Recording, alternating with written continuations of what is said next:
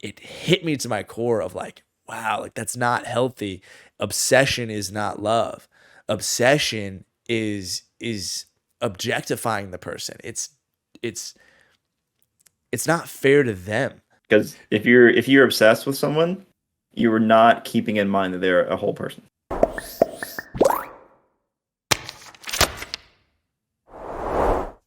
Hello, my avid readers. Have you ever been lost in a surrealistic dreamscape fueled by art, drugs, and a longing for your lost mother? Well, then you can relate to our main hero in The Goldfinch. Sydney and I are going to be exploring the elements of this book, themes, and plot, and we hope you'll join us. Speaking of which, I'll toss it over to my co-host, Sidney Key, known as the Squids. He is an avid reader, such as yourself and such as me, but he is also an accomplished engineer up in Greenville, South Carolina. Sydney, why don't you go ahead and introduce yourself? How's it going, y'all? I very much enjoyed reading this book. I enjoyed reading this book for reasons I'm excited to discuss. I think that's a good way to say it here. Yeah, without getting too lost into the surrealistic dreamscape that we mentioned earlier. Don't want to go ahead and dive down that rabbit hole. Got to save some for the rest of the podcast. Well, helping us dive right in, I think it's just to start. Do you have a favorite quote? I know you're looking at your Kindle right now. If you have it pulled up, I'm kind of actually vamping right here to give you time to pull it up. You know what, Sydney? Why don't you go ahead and tell us yours?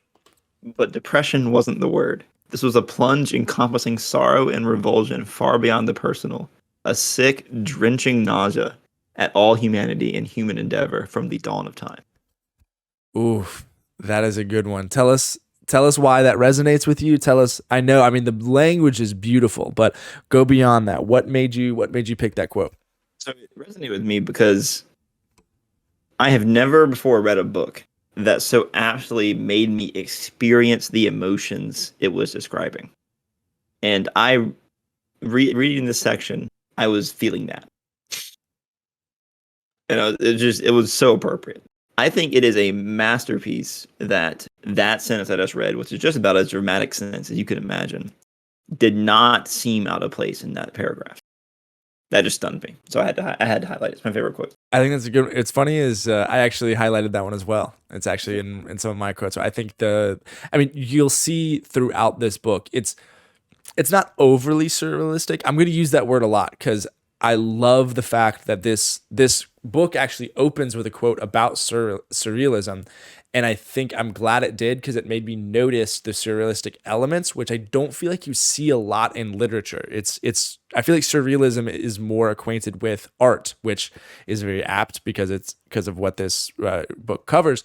But I loved like the language you just used, and also when they go on their LSD trips and their other drug experiences, he often uses this language that reflects the heightened experience that those drugs give him. But I like how you put it of it makes you experience it without you actually having been there. So my favorite quote is, "And as much as I'd like to believe there's a truth beyond illusion, I've come to believe that there's no truth beyond illusion, because between reality on the one hand and the point where the mind strikes reality, there's a middle zone, a rainbow edge where beauty comes into being, where two very different surfaces mingle and blur to provide what life does not.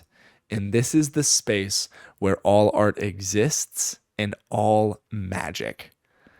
I love that line of. I think I highlighted that as well. And I highlighted it because it just strikes me as true. Because art and beauty and love mentioned later on that page do not really exist.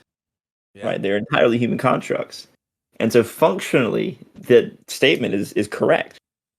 Right? All those things exist between perception and reality. They have to. Otherwise, there's nowhere else for them to be. I think that's pretty well said.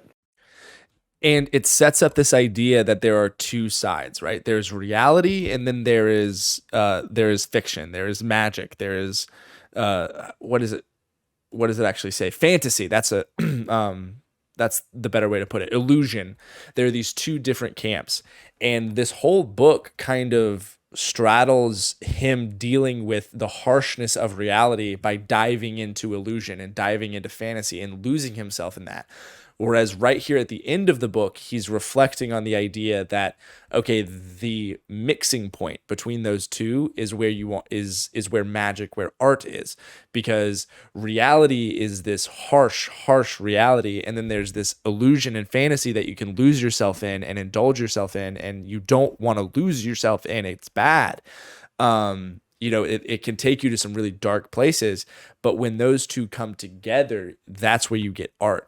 Art and magic is our portal to this world of illusion and fantasy, and that is why art means so much to him. I mean, art plays such a huge role in this book, like from the very beginning of, they're going to the museum and the constant presence of the goldfinch throughout the entire through that entire book. That switch at the end. Oh my gosh. Wow. Okay, so I'm going to go ahead and make the spoiler announcement for everyone. From here on in, there be spoilers. So please, I should probably make that in the intro. Remind me to start doing that in the intro of spoilers ahead. Beware. So yeah, let's go ahead and talk. Let's go ahead and dive into, let's do that. Let's talk about our favorite plot twist. Maybe a dive into the themes first, because that would let us talk about the plot. I suppose. Instead of my favorite plot twist. You have more than one. There's more than one favorite plot twist in this book. Yeah, I can think of one or two more that were like not the one that you're talking. Like yours is incredible. Let's talk about our main character. Let's talk about why we're interested in him, right? Because a book fundamentally answers. Sorry, go ahead. I missed that question. I missed what you said. Mr. Theodore Decker is my character. Mr. Theodore Decker. I feel like he's the epitome of a flawed protagonist. What do you think about that? I don't know if he's a protagonist, bro. What? What do you mean? All right, so he's the main character for sure, right? Are you rooting for him in this book? Yes, I am. Are you not rooting for him? Okay, all right. You are the whole time. Okay, I can get on board with that. I see that. I think the epitome. I think it's too strong to say he's the epitome of the flawed protagonist, because the whole gist of the flawed protagonist is it's protagonist with some flaws, right? So instead of flaws that happens to be protagonist. Yeah. Okay. Well, yeah, because so let's talk about it. Theodore is this young boy who is already kind of in trouble at school when he goes to a museum with his mother, and the museum is the victim of a terrorist attack, and his mother passes. In modern day New York. New York. And the rest of the story, goes from he steals a painting almost accidentally. Oh, he's in shock at the moment. He just was in a terrorist bombing and his mom has died, right? So he is escaping from the building and he grabs the painting and just takes it with him. Yep. Mm-hmm. And so then he's put into, after his mom dies, he's put into protective services. His father, who hasn't been in the picture for a long time, I believe that was divorced, is now remarried. Eventually comes and gets him, brings him off to Vegas after he's already formed this beautiful friendship with his temporary caretaker, Hobie, and in the antique shop where he restores antiques with Hobie. Then his dad takes him to Vegas. He meets what's his name? Boris. He meets Boris. That's where his life really goes off the rails, because his father is unattentive. He is gone all the time. He is a gambler, does not have a good work environment, does not just structure. He starts to do drugs, marijuana, cocaine, LSD, a lot, which eventually, so then his father gets into serious debt, tries to manipulate him to get his college fund to pay off his debts, doesn't, ends up dying in a car crash, which we're kind of unclear whether it was truly a result of him being drunk driving or it could have been the gangster.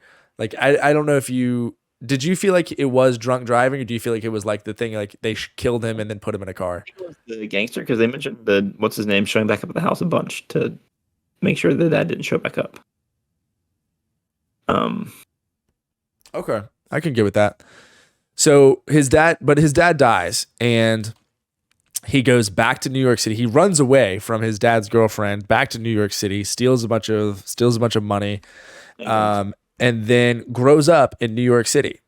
But the most important thing from the Vegas timeline is he meets Boris, and they do a lot of drugs together, and he gets addicted. So he goes back to New York City, and he also develops a skewed sense of morality, because he goes back to New York City. He starts to work for Hobie, and we flash forward to him essentially running the antique shop while Hobie restores things, and he's doing some nefarious, not some sketchy business tactics. He's selling Hobie's restorations as originals, and people are buying it because they're so good. But, it gets him into trouble. Then someone comes along and knows that he took the Goldfinch painting and never returned it, which he's been keeping in a storage locker this entire time, tightly wrapped in cardboard. And so that it becomes the second half of the book of him trying to figure out how he's going to handle this person blackmailing him, and navigating relationships, all while he is addicted to opioids and uppers and downers and all these different things. And they impair his judgment. He tries to get off of them. He goes back on the wagon. And it's all of these events are a result of, you get the feeling they're a result of his mom dying. He doesn't have that influence on him anymore. So it's hard. He then meets Boris in New York City. And Boris so I guess this is the point where we're going to want to talk about the plot twist. Yeah. So why don't you go ahead and take the biggest plot twist after we meet Boris? So, and just a little more background on him keeping the Goldfinch painting in the storage. He is incredibly stressed about that painting in storage all the time. Anxiety about people finding out, him going to jail, etc. Right? Horrible stress about this thing. I don't know if you've read As I Lay Dying, Drake, but it's kind of similar to As I Lay Dying and the corpse in As I Lay Dying. But very, very stressed about this painting. And then Boris comes up, and he's like, "Oh man, Boris, they're having a good time catching back up and everything, as good as he can have at this point in his life." I don't know. Do you think they had a good time that first night back in New York? I mean, Drake? Their version of a good time, getting drunk and getting up to no good. Say again? You think he enjoyed it? I think he did. I think he did. I mean, when you get that wrapped up in that culture, it's the only way you really know how to have a good time. And Boris is a good example of that. Boris shows he can't really have a good time without drugs and alcohol being involved. But they have a right proper reaffirming of how they used to enjoy the time with each other for one night, and then I think they're talking later. Is it the same instance, or is it? And then it comes out that Boris stole the painting 10 years ago, kind of 10, 12, 15 years ago. He swapped it out right as Theodore was running away. He was about to give it back to him, but Teddy was trying to leave so fast, Boris didn't get a chance to tell him, and he kept the painting for himself. But Teddy had it wrapped up in all this cardboard and paper and all this kind of stuff that he never noticed because he never took it out of the cardboard. He's so stressed and anxious about this thing. He's like, I never want to look at it, I never want to touch it, even though he did really want to do both. And I remember being stunned when Boris was like, yeah, I've had it the whole time. And it's significant because you find out Boris had stolen it after you find out that a couple months before this, criminals down in Florida had been caught trying to use it for an exchange thing to make money. As collateral, pretty much. And they got caught, and it went horribly wrong and everything. But at the time, Theodore was like, oh, great, I know that's fake because the painting's in my storage locker. Yeah. But in reality, it was Boris was the criminal getting caught down to Florida, and et cetera. And I'm going to stop here and say, I actually called this. I actually saw this when Boris stopped Teddy and said, please just wait, I have something for you. When he was trying to get in the taxi. Yeah, there was, Boris said something, and I was like, he took the painting. Because I was like, I can't remember why. I kept thinking, I was like, why is he not taking it out of the cardboard? Like he hasn't looked at it since he put it in that cardboard. Why hasn't he taken it out and looked at it? And then Boris said that, and I was like, there it is. It's not real. And Yeah. like I kept waiting for him to like for there to be any mention. And I think the author intentionally kept it vague of whether or not he ever looked at it. Like we knew that he kind of like he was afraid to go look at it, Yeah. but like I think he intentionally didn't like come out and say it like hardcore because for that exact reason. And then when he met up when that news story about Florida happened, I was like, freaking Boris, dude. Like he's a criminal now. He's using it. And so, but yeah, it was. And when he finally said it, I could feel the tension mounting. And oh my God, it was such a satisfying turn. I I really enjoyed that turn in that's a good word for it in the book because up until that point there was very little progression in terms of plot things happening. It was like, man, this guy's messed up. He's having a rough time of it right now. He's gonna get married soon, but that's kind of it. Yep. He's stressed all to hell, and then this stuff starts happening. And right after his engagement party is when he goes with Boris to Europe to track down the painting, pay for it, and get it back. Mm-hmm. And while he's there, it goes terribly wrong. And yeah, they get it. They get the money back. They're scot-free, but then this guy shows up to come and take it because he got called in by the people they were stealing it from. Theodore ends up killing him in self-defense, and then has to hide out in the hotel, is super stressed for like 3 or 4 days because he's just murdered someone. Boris is AWOL. And just kill himself in the hotel. Yeah, tried to kill himself in the hotel with drug, and is addled out on drugs the entire time. Is like constantly taking. I think it's crack. I think heroin. It's heroin. Is it? You say it's heroin? Yep. So yeah, is taking heroin and is just like bombed out of his mind. Tries to take a ton and tries to intentionally overdose himself. Wakes up and like he has this revelation moment. And I think I want to come back to this point. I want to come back to this point and talk about the thematic relevance of it. But he has this moment where he's going to confess, he's going to turn himself in, and right then Boris comes in. Boris comes in. He says everything's taken care of. Not only did they recover the painting, like call the art police, but there was a reward for the painting, and they just uncovered hundreds of missing paintings while uncovering this one that would never have been uncovered. So good and bad doesn't really exist. Maybe this just is okay because everything worked out, and we never would have found those paintings without you having kept that painting. And now here's all this money as well, which turned out to be legit. Turned out to be actually from the reward. But in the back of my mind, I was thinking Boris did something. Boris, this is not legit money. Like, did you have that thought at all? No, but because the scene before Boris came in was just so dramatic. Yeah. So dramatic. But yeah. And so the book ends with him going back to America, settling all of his wrongs with his debtor, like the people he sold the fakes to and the forgeries to, sorting that all out. Now, not only was Goldfinch recovered, the painting, the Goldfinch was recovered, but so much other art was recovered as well. And that's great. I can't remember. I don't think he marries that girl, does he? He's still engaged to her. He's still engaged to her, but it's kind of one of those social things that everyone knows that the wedding's not going to happen, but they just stay engaged. Which is that a thing? A social thing people do? I mean, when people are like, let's talk about it when we talk about Pippa and her and like all that kind of stuff. But so that's kind of a brief overview of the story of like, and then it kind of ends with him reflecting on. I mean, I feel like we could dive so deep into this ending here of like, it ends in such a weird way of like, he's in this different place, but he's not perfect. He's not happy. It's not like over, but he has this, I mean, he's off drugs. He's making amends.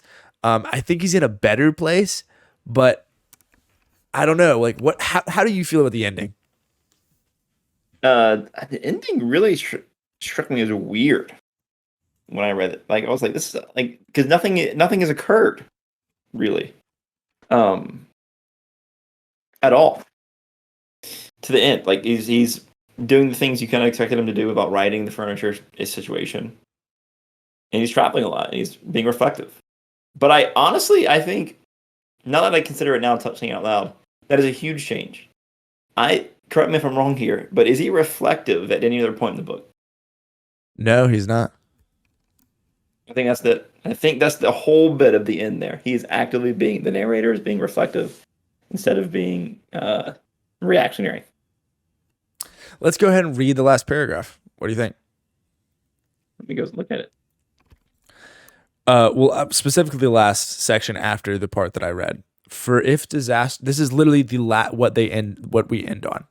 Maybe, and I think this is good. I think maybe this is how we try and do it. We do a quick summary and then we read the last. Oh, we should start with reading the first paragraph and end with reading the last paragraph. That's a clever way to go about it. Yeah. Anyway, so last paragraph.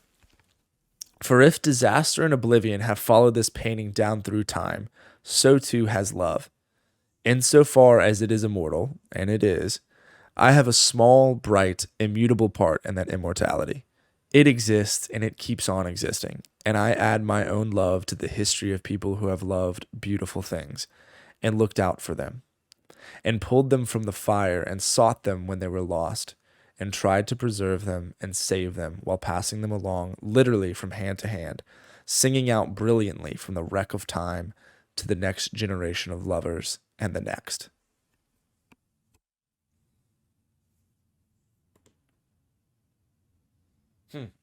So it's about love. It's about, I mean, this painting was present through the whole book, right? It's one of the only constants in his life is this painting. Yeah. At one point of which was fake, but it still was a presence in his life. And he loved it and tried to care for it and eventually did. He did play a large part in its recovery and the recovery of all the other art. Do you feel like it rights his wrongs, like his actions by the end of the book?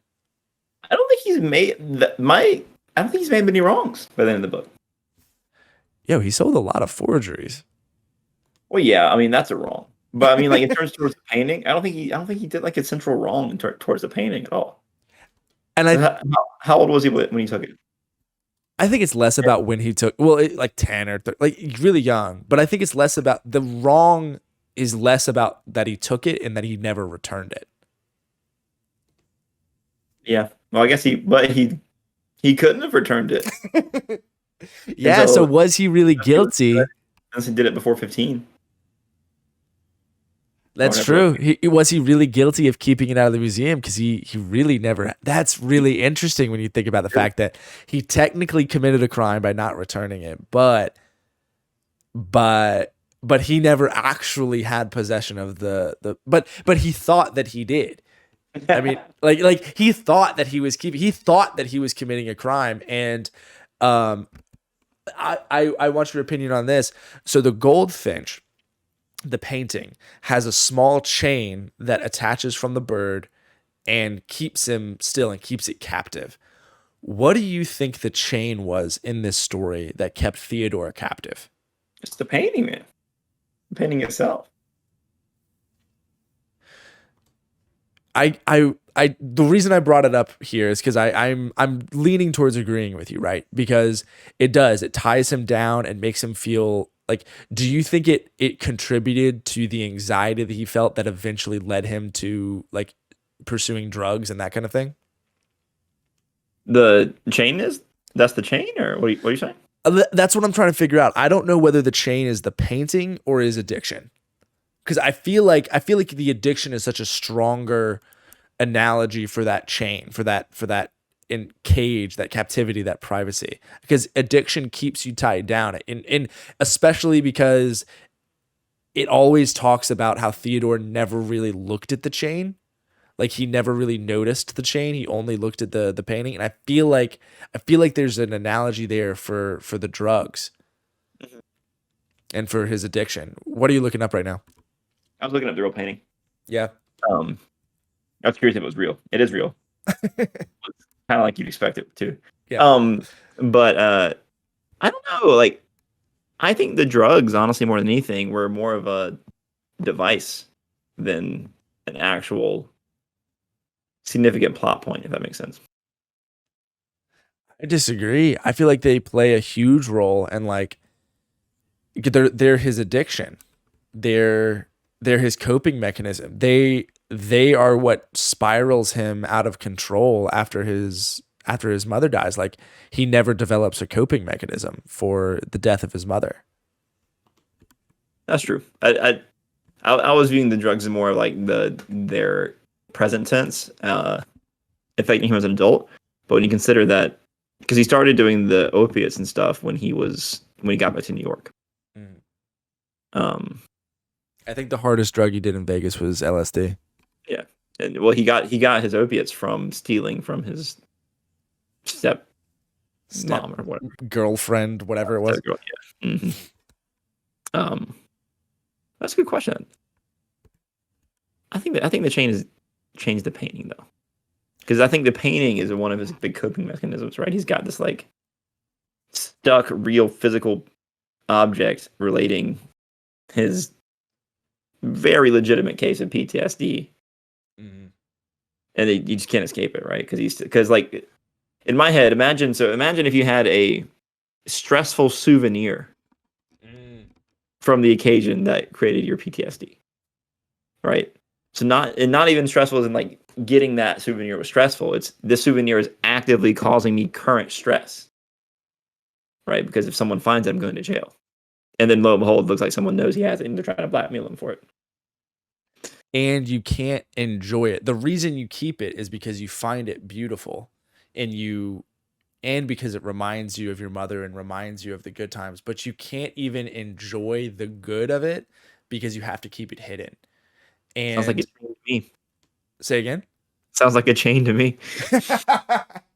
I'm loath to agree. Like I'm tending to agree with you especially because the moment he lets it go, we kind of receive a resolution to everything, right? Like it's I think the author was very intentional of the moment he mentally let go of the painting and forgave himself for it and was willing to take responsibility. And I think the moment he was willing to take responsibility, the author gave him a Deus Ex Machina.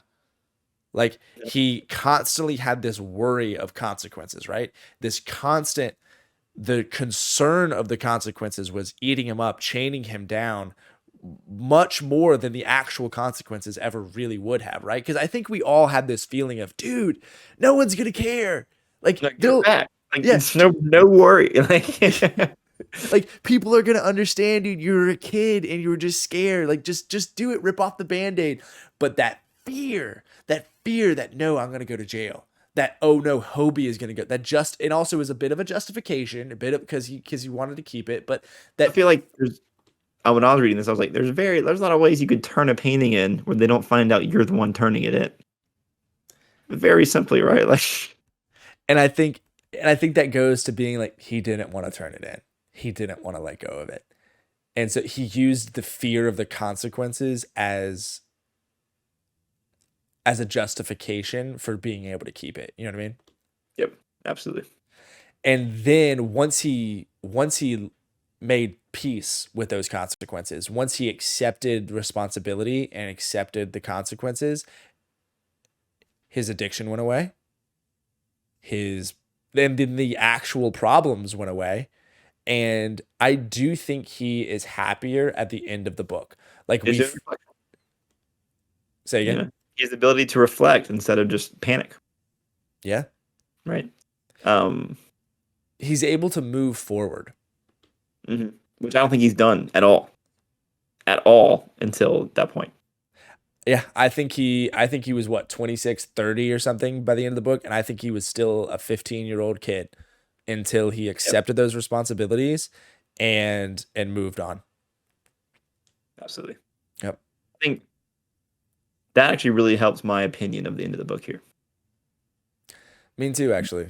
The end of the book felt not lackluster to me because there's a lot of luster in these last passages here, right? Mm-hmm. But it lacked relevance, I guess. You felt But like it think was about it long detached term. from the rest of the book. Like it didn't Yeah. tie. It didn't feel like the same. hmm Yeah, I can because see he's that. never done anything like this in the rest of the book. But I do want to have a comment about that last passage you just read there. Please go. Right.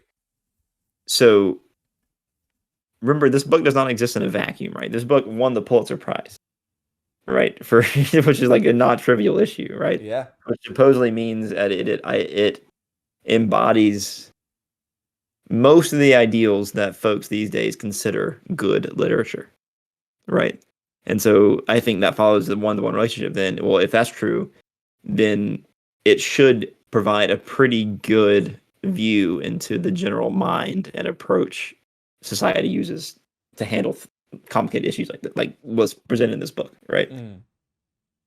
And reading that last section there, I can't help but imagine how that last section would be received in a very, very religious society. Because that last section, and I enjoy it as a as a member of today's society, right? I enjoy that section because it is very clearly almost worshiping beauty in an objective sense, Mm. right? And I think if you wrote this book 100 years ago for a bunch of other reasons, but for reasons like this, it would be like just widely kind of castigated because it's clearly promoting a non-religious Form of worship. form of worship. Clearly from that last section. Yeah, and I view myself as not religious. I view myself as very spiritual. And what I'm about to say is probably going to reaffirm that but it's all about how you view God. And I do think there are people who have this strict view of what God is and how God behaves and you're right. I think they would be very opposed to this, but I think there would be other people who recognize that beauty is a form of worship of God. Because that's something that I've come to terms with is that the you had polytheism for a long time, the worship of the moon and then the grain and all these kinds of things.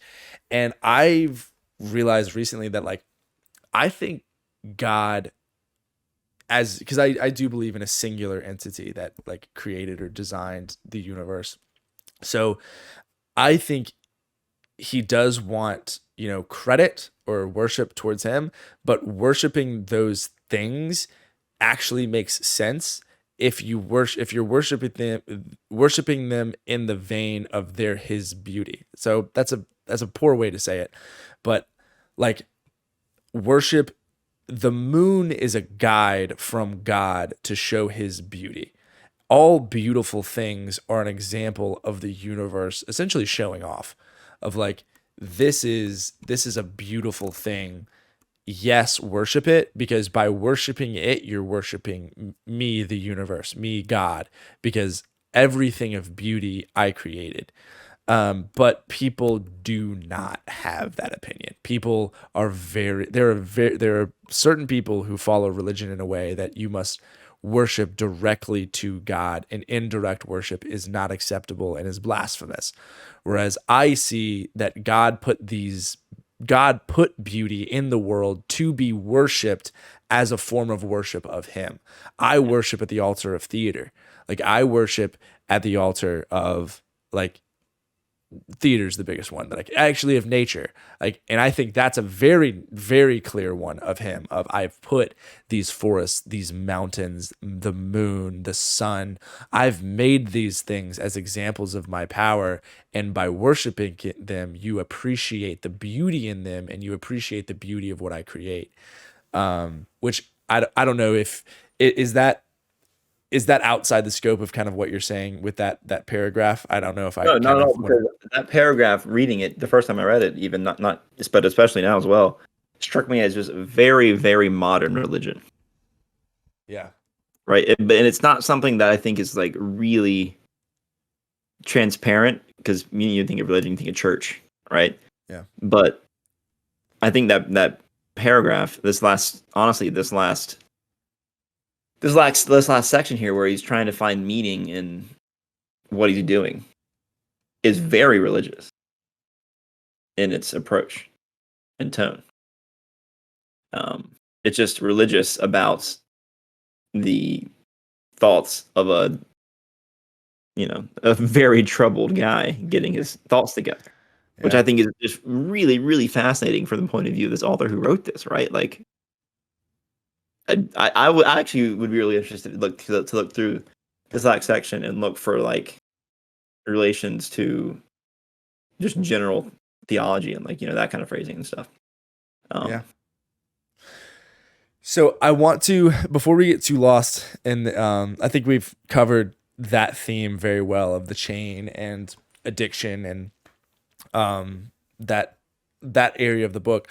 I want to dive into the relationships in the book. I want to dive into Theodore, Pippa, Hobie, and Kitty. Is that her name? Though his fiancée? Kitsy. That's right. So these relationships are so interesting. They're not normal relationships you see in a book, right? Like the relationship between him and Pippa. So Pippa is another survivor from the terrorist attack that he falls madly, obsessively in love with. Yep. Yeah. Do you find his love for her healthy? No. Good. No, very much. He is like clearly transcribed all of his loss and emotions towards his mom onto this girl because she's the only living person left from that event. And he also prescribes his survival to her because he went looking for her, which pulled him away from the bomb, which like saved his life. Mm-hmm. Yep. Literally, yeah, I didn't consider that. But yep. So have you ever felt? I feel like it's very hard to feel this way as an adult. Have you ever felt this kind, like outside of college? Have you ever felt this way about anyone or anything? Like, have you ever felt this like obsession? Obsessively, like about someone? Yeah. Yeah. Yeah, me too. Like looking back on, and I guess I know who you're currently dating, and I don't think it's the person that you were obsessed with, because it isn't healthy. How'd that relationship go? Oh well. Did you ever have an opportunity for something to happen, or did it just stay did it stay? There was opportunities, but there was never opportunity for anything to go well because of my approach to it. Right. Right. It was just so fundamentally sink or swim that it could not swim. Right. Like because it's a scary thing, like that kind of obsession. And I'll talk about my experience a little bit. Of I recognize it now as I thought I was in love, but I was not. I was obsessed. Yeah. And it consumed me for years. And I wanted to be clear, I hold nothing against her. I still love her to death. But I had to pull away, and a lot of it was not by my own choice, but I am grateful to her because she said, whoa, this isn't healthy. And she forced me to step back. And it took me so long to recognize, oh, this isn't love. This is obsession. And reading the way that he felt about Pippa and the way he thought about Pippa, like it hit me to my core of like, wow, like that's not healthy. Obsession is not love. Obsession is objectifying the person. It's not fair to them. I don't think you can be obsessed with the real person. I completely agree. Because if you're obsessed with someone, you are not keeping in mind that they're a whole person. Yeah. You are willfully ignoring things about them that you don't like. Yeah. I think the Pippa thing exemplifies that so absolutely clearly. And if you don't mind asking, when did this obsessive relationship for you happen? Like, how old were you? I like high school. High school? Yeah. Mine was in college. And say again? That sounds like it would be a worse time. Because you're like pseudo an adult, and like you have actionable things you can do at that point. Yeah. And and we had a chance. And I think my obsession, I mean, my mental health issues in general tanked it. But like I look back now and I wish I'd recognized my obsessive tendencies. Like I wish I'd recognized that and been able to curb it. I almost wish I'd read this book, because maybe if I'd seen someone like him approaching this in this way, I could have been able to say, hold on, this is not healthy. And I'm grateful I never got to the point that Theodore did, but I also I think part of that is because of the drugs and his trauma and that kind of stuff. And I can only imagine what that kind of emotion must feel like for a person of, I need this so bad and have no other way than to to to pursue material things that are objects that I've created in place of a real person. Just like you said, of like, you have to, like, he had to collect her hair. He had to collect these things because he couldn't have the real Pippa. So why not prescribe these emotions and these feelings to these objects that he can see and that he can touch? And in my head, I think you can approach like the obsessive kind of relationship like this pretty effectively, because in my head, any kind of relationship is, and this is a little dramatic, is like two kind of plants growing and twining together, right? And then if the relationship breaks, you pull them apart, right? And I think that any kind of normal, proper relationship, in the sense of the proper amount of integration, there's a lot of back and forth, a lot of entwining, a lot of this, right, growing up to the structure. But there are different bits, clearly, right? I think that, so if he did get with Pippa here, right, in a relationship, it would be this awful level of integration where you just become kind of one identity kind of thing, right? Either that or it explodes. And it's much more likely to explode and be just absolutely disastrous. And I think she recognized that. Pippa recognized that. She did. She says on her what letter she writes him. Women, man, they always know what's best. She's also a opiate addict. Was she? Yeah. In the last section there, he realizes it because she always had a little bit of a slur. And she had all the accidents and surgeries and stuff where they would have prescribed her opioids to feel better. I did not catch that. I did not catch that at all. Oh, the narrator certainly thinks so.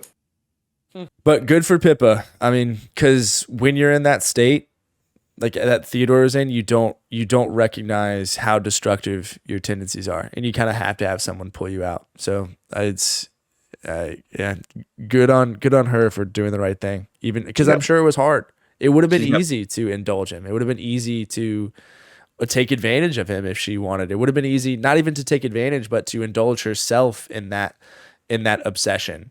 And she didn't. And that takes a lot of power and like respect to Pippa for doing the right thing in that relationship. This book does a pretty good job of showing, valuing women in general. Pretty fantastic. Because like women in this book are potent, and really they're just really potent throughout the whole thing. Very powerful. Who's the author? I believe it's a female author. Donna Tartt. Say again? Yeah, well, her first name's Donna, so I would assume. I think I looked it up, and it was a female author. So it makes sense. Who would have thought having a female writer, she'd be able to actually write fully fledged and powerful women in a realistic and good way? Because she really does write powerful women very well. Yeah. Very, very well. All right, so let's go to a lighter relationship. I feel like this is going to be more fun to talk about because it's ridiculous. Is Theodore and Kitsy? Oh yeah, I like Theodore and Kitsy's relationship. I think it's a lot of fun. It's terrible. It's awful, but it's lighter. Is it terrible? Is it? Tell me why it's terrible, Drake. I'm curious. Tom Cable. Okay, yeah, but tell me why. Come on, tell me why it's terrible. Okay, so they're engaged to be married, and she's currently having a torrid affair with his high school friend turned bully. What a sentence. Um, yes, that is true, right? But I think Kitsy is very aware the entire time that Theodore is not in that relationship at all with her. And is he? Really? I gotta ask that. Do you think he is? I don't know. I mean, is he quit drugs for her, right? Like he's sober during their relationship. No, No? no. I He's off. I thought he cut clean for Kitsy. He's off and on sober. He is not sober at all. Hmm. I mean, that's one thing. But I don't know. Maybe I have a very, very strong visceral reaction to dishonesty in a relationship. Because that's the big thing for me is she lied.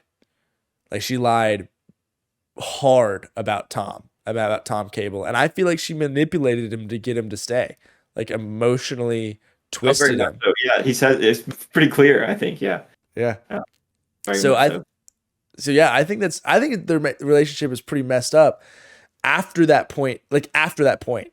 But you're also that's only you're aware that it's messed up after that point. Before that, it was just as messed up because she was lying to him constantly. Like her roommates were in on it, and everyone was in on it. His friend Mrs. Barber was in on it. She knew what was going on, but she didn't want to believe it. And they all just thought like, oh, after they're married, she'll stop. But she wasn't gonna stop. She was using him as a heel. What? Sorry, a beard. Oh, Like, okay. but like in not in the sexual like how homosexuals use it, but in the sense of like to hide her affair, to hide who she really wanted to be with. I like the relationship though. I like it quite a bit. What do you like about it? It's functional. I mean, Yeah, I'll give you that. It's a very functional relationship. they both are like, okay, like this works for us. Even after he finds out about Tom Cable, and I do wish. Go you ahead. find out when he finds out about Tom Cable that she has known about his drug habit the entire time. That's true, and that's what made me think that he was sober. Is that he like he's yeah, I would want to reread it to see if he'd been drinking while yeah, I don't know why I don't view his drug habit as negatively as her I guess her sexual transgression. It's because you haven't had a significant drug habit, but you have been cheated on. I've been lied to. I've been lied like that's what it is for me is the like that's the brutal part is that she lied, and that's really hard to come back from a relationship. I wish we'd gotten more. I wish we'd gotten more of his reaction. I wish we'd gotten like we don't really get to figure out the resolution of that. I mean, whether or not they're going to get married, how he really feels about it. Like it almost feels like he goes into like he almost shuts down about it. He just accepts, like he makes sure that it's functional. He kind of just retreats into himself about it and doesn't really address it all that much. I think you kind of find out everything you need to know about his response to it because he's like, okay, this is fair. Like I've been doing these drugs behind your back, doing all these crimes and stuff. Okay, it's fair trade. I think he really just doesn't care, which is a good sign of how unhealthy his whole setup is. I think, and hopefully, if the book did continue past where it ended, he would begin to care. He would care about it, right, and be like, "Sorry, we can't do this." But I don't think he cares much at all. You know, I didn't think about that. I didn't think about how functional their relationship is. I guess if something works, it works. If if you have to go outside of your relationship to fulfill something, but as long as your partner's okay with it, I guess. But I mean, and I want to be like, yeah, as long as you communicate about it, it's fine. But that's not how all relationships are going to end up. Like relationships are messier than that. You know, the ideal would be that, you know, you fulfill everything with your partner. But then I guess the thing from the rung below that is that you just communicate that okay, you're not fulfilling these needs and I need to have them fulfilled elsewhere. But you communicate that and you're aware, but that doesn't happen. And so then the next rung is, look, I just got to do my thing, you do your thing, and like, well, yeah.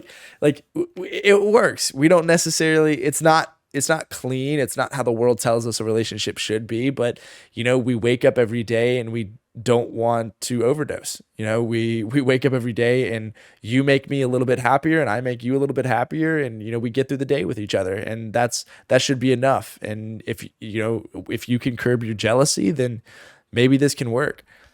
that is a revolutionary kind of viewpoint on a healthy relationship, on a good relationship that you're Not bringing to the clear. table.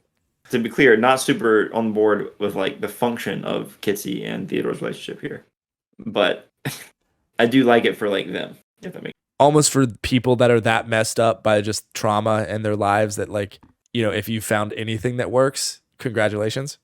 if it works, right? Yeah. Mm-hmm. Yeah, that's heavy. That's heavy to think about, like how messed up a relationship can be and still just be like, this is the best we can do. If it's the best you can do, it's literally the best you can do. Yeah. Okay. So for wrapping up here, I'll talk about kind of my favorite piece of the book, or the thing that stuck with me the most. And so, Squid, I'd like you to do the same to wrap up. For me, it was his time in Vegas with his father. So what stuck with me the most was the moment when his father tried to got his social security number and tried to essentially steal money from him.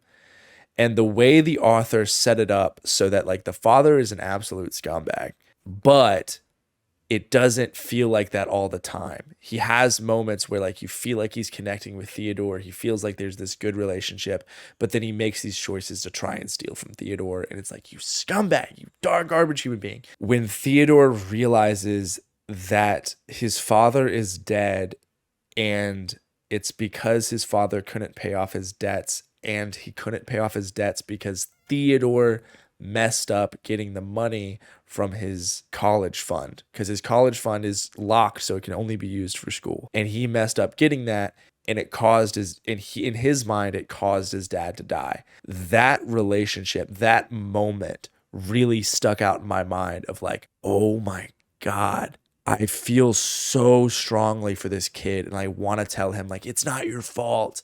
Like, it's not your fault.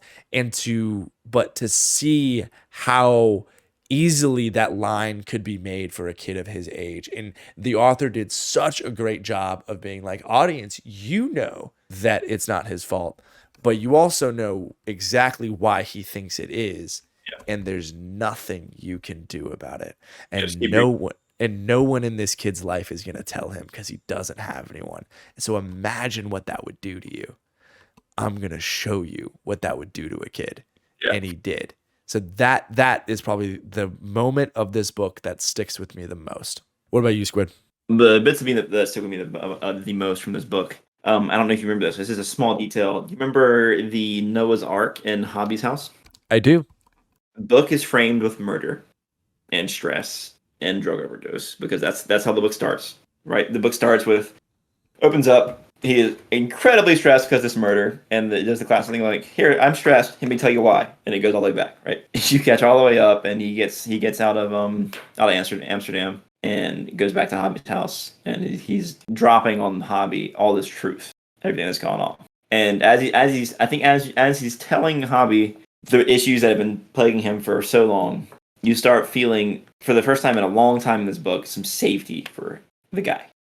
Right? It's like, okay, this might end up going okay for him. Narrator spends some time while he's sitting there discussing with Hobby, like, you know, this everything is all that happened, et cetera, et cetera. The narrator spends some time discussing his view of Noah's Ark. And it's just this very nice, homey description of Noah's Ark. And then if you go back and read the beginning of the book, and I'm pretty sure that the narrator describes Hobby's Noah's Ark the first time Theodore goes to his house at all. And for me, also, the first time Theodore goes to his house is the first time in a long time in the beginning section of the book where you feel any kind of safety and anything good has happened for this guy. Yeah, I agree with that. When he's talking to Hobby there in that house, and he's comfortable, and he eats again for the first time there. Yeah. The first time he eats after his mom dies, almost. Like, with actually eating some food. Before that, he was losing a bunch of weight, and you're really wasting away. And I just loved that. Really tie it back into safety. There's mentions of Noah's Arks. And it's mentioning Noah's Ark. An ark, right? Not like, you know, some Christmas sculpture or anything. Like, literally the ark that biblically, you know, saved, you know, animals, right? Folks as well. And I think that's just so lovely done. So well done. I got the goosebumps when I was reading the back half of the book and got to that section. I was like, "Oh man, good job!" I just really, really enjoyed that. I love that. Thank you for noticing that. Okay, so that is our discussion of Goldfinch. I love that we were able to talk about the plot briefly, but we really dove into some of the more heavy elements of addiction and relationships and what works and what doesn't. I always love getting to talk with my man Squid about these kinds of things. I know we ramble. I know it's kind of unorganized, but I think it's important to have these kind of candid discussions about books, both because it helps us have a better understanding of them and better appreciation of them, but also, you know, you read a lot of analysis of a book and it really dives into this detail and that detail, but when you have a discussion like this, I feel like it just washes over you the general feel of the book. So I hope that is what this does for you and gets you in that mindset to appreciate literature. That's kind of what this is about. So check in next time. If you want to join our Discord, please feel free to get news on what's up next. If you have suggestions of books that you want us to read, please do. Follow and subscribe for more. But other than that, I will let Sydney sign off real quick. Sydney, go ahead and tell him goodbye. Y'all are good. And then join us next time when we go behind the cover and between the lines of our favorite books.